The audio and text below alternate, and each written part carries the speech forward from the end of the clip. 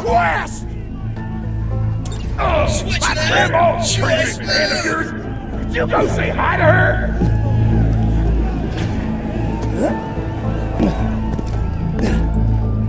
Oh man, it's the Vault Hunter! You are awesome! Didn't you fight Terramorphous? I fought a big creature like that once. He was a big whale squid with 100 tentacles. You ever thought anything with tentacles? Oh, of course you have.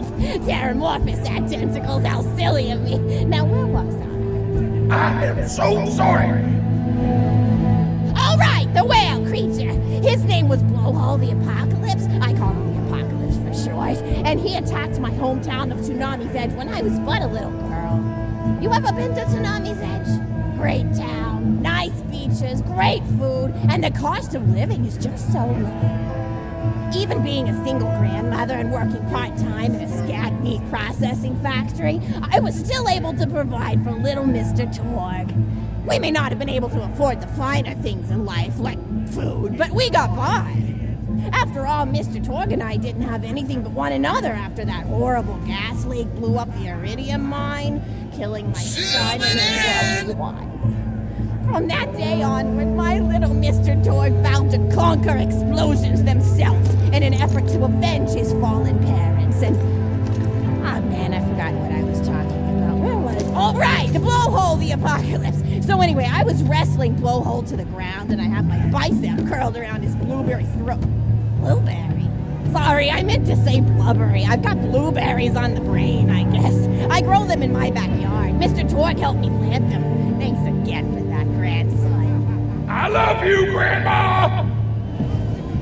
Anyway, I have my bicep around his blubbery throat, and Mr. Torg starts crying because he really likes whale squids, and he doesn't want to see me hurt one. They are the princes of the ocean! So I let the whale go after giving it a punch in the eyeball so he'll remember me, and it swam away into the ocean. And then I had Mr. Torg drive me to the ice cream parlor. He got me Rocky Road, because Rocky Road's my favorite. I'm extremely partial to the way the marshmallows act like little landmines of flavor amidst the battleground of chocolate. What's your favorite flavor of ice cream? Is it pistachio? I bet it's pistachio. Oh, that reminds me! You'll never guess who I saw today! Pistachio the Amazing! He's a magician who studied under Crazy Earl, so he's got that weird mustache, you know, but I saw him make a rack hive disappear. A whole rack hive! I said to Mr. Torg, Mr. Torg, wasn't that amazing? And he said, yes, it was, Grandma. Didn't you say that high five? You remember saying that? I remember, Grandma! And we stood in line afterward and got his autograph, and I thought I had it somewhere around here, but it's probably in the attic. I really ought to go up there and clean it out one of these days. I have so many little keepsakes up there. You're paying attention, right? Say, what's my favorite flavor of ice cream?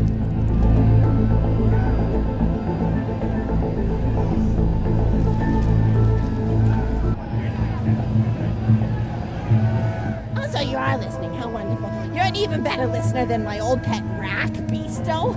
Beasto was such a sweetie. You ever had a pet Rakk? If you can tame them, they are the sweetest pet you'll ever have.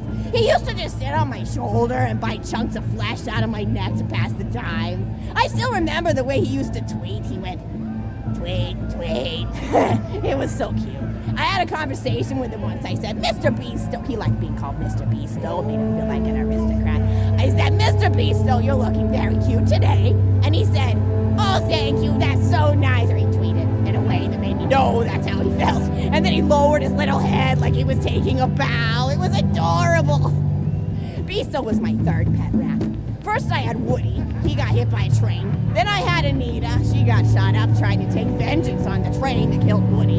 And then I found Beasto making little poops on the windmill outside our house. After Mr. Torg and I wrestled her to the ground, I did a flying pile driver off a nearby tower tree, got him straight in the spine and brought him down. We brought him in and fed him some skag steaks until he decided he loved us. I still miss Beasto sometimes. He just died of old age. Rakks don't live much longer than a few years, but I treasured the time we had together. Oh, poor Mr. Torg. When Beasto died, he cried for a week. The kids made fun of him at school, but I told him not to pay them any mind. Being in touch with your emotions is not a character flaw! That's right, High Five. Is something wrong? You look confused, Vault Hunter. Oh, you probably haven't heard anyone call Mr. Torg High Five before. The world may know him as Mr. Torg, but the Flexingtons always refer to him using his middle name. It's a Flexington family tradition, after all, to use your grandfather or grandmother's name as your own middle name. And my husband, High Five Flexington, God rest his soul, was the best grandfather Mr. Torg could have asked for before he passed. He taught Mr. Torg dang near everything he knew about firearms. Without High Five's teachings, I don't think the Torg Corporation would exist at all.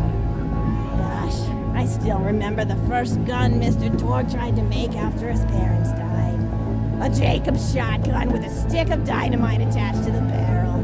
Torg nearly blew his face off, but he got up, dusted his mustache off, and swore that by the time he reached the age of 11, he would make a gun that fired explosions without killing the operator. And by golly, he did. It took a couple of dozen prototypes before he got the right combination of gun parts and explosives right. But once he did, woo-wee! I'll never forget the plume of smoke that used to be my neighbor's homestead. They were jerks though, so it's okay. Gosh, I've been talking your ear off for some time, haven't I? It's so kind of you to listen for this long. I've taken up too much of your time already. Please don't feel like you're any longer. As a matter of fact, take this for giving this old woman some company.